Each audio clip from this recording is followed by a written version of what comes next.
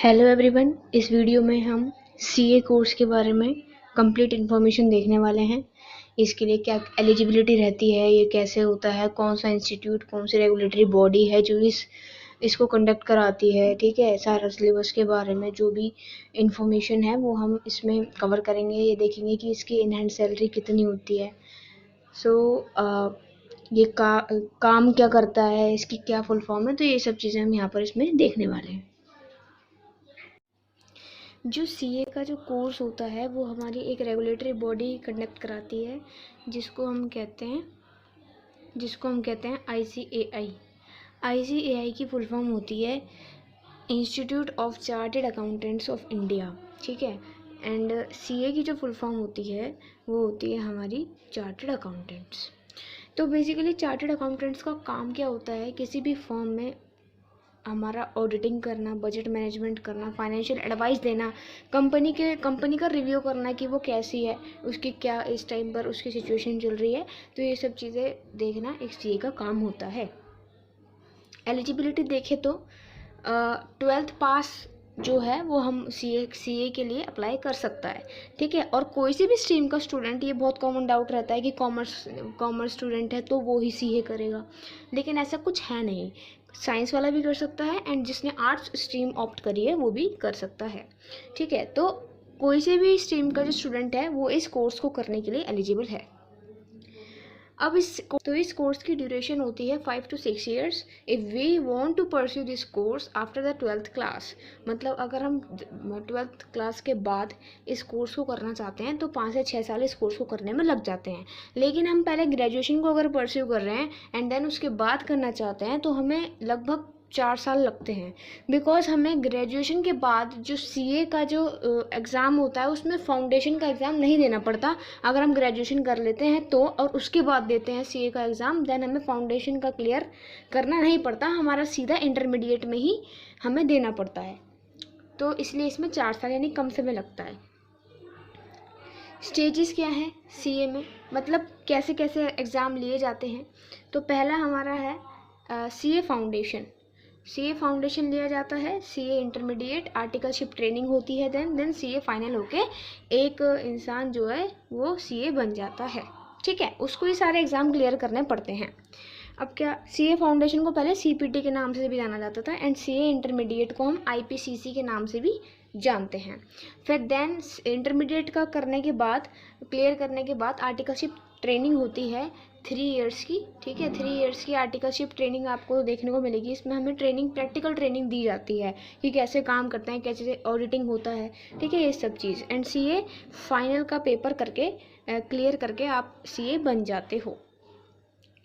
अब आता है, अब एक एक करके इसके जो स्टेजेस हैं उसको समझते हैं। सबसे पहले सीए फाउंडेशन क्या है हमारा। देखो, सीए फाउंडेशन हमारी फर्स्ट स्टेज होती है सीए के एग्ज़ाम में। इसकी जो रजिस्ट्रेशन फ़ीस जो करनी पड़ती है, मतलब जो रजिस्ट्रेशन फॉर्म भरते हुए फ़ीस देनी पड़ती है वो हमारी 10,000 रुपीज़ देनी पड़ती है। ठीक है, एंड इसमें हम 5-6 अटैम्प्ट दे सकते हैं अपने। ठीक है, अब कुछ स्पेशल केसेस के बारे में मैंने यहाँ पर बात करी है कि कौन से ऐसे लोग हैं जिनको सीए फाउंडेशन का एग्ज़ाम नहीं देना पड़ेगा।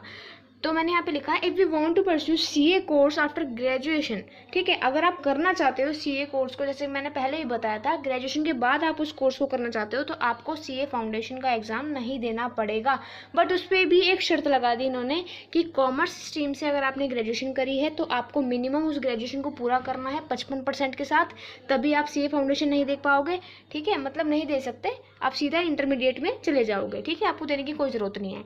एंड अगर आप आर्ट्स एंड साइंस स्ट्रीम से आपने ग्रेजुएशन करी है तो आपको मिनिमम 60% लाना होगा। ठीक है, तो यहाँ पर कॉमर्स स्ट्रीम वालों को थोड़ा बेनिफिट मिला है। तो अब मैंने यहाँ पे दूसरा पॉइंट यहाँ पे लिखा है कि if you have pursued the CS course, company secretary का अगर आपने कोर्स कर रखा है तो आपको फाउंडेशन का एग्ज़ाम देने की कोई भी ज़रूरत नहीं है। तो होपफुली आपको समझ आया होगा स्पेशल केसेस के बारे में कि किस किस कंडीशंस में आपको फाउंडेशन का एग्ज़ाम नहीं देना है। अब है सेकंड स्टेज है सीए इंटरमीडिएट को हम आईपीसीसी भी कहते हैं। इसकी जो रजिस्ट्रेशन फ़ीस रहती है वो लगभग 28,000 रुपये के आसपास रहती है।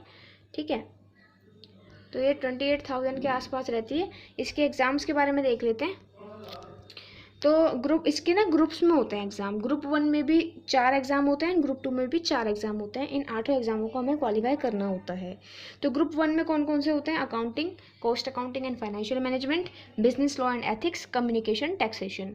ऐसे ही हमारे ग्रुप 2 में हमारे कौन कौन से एग्ज़ाम्स देखने को मिलते हैं हमें? Advanced accounting, auditing and assurance, information technology, strategy management.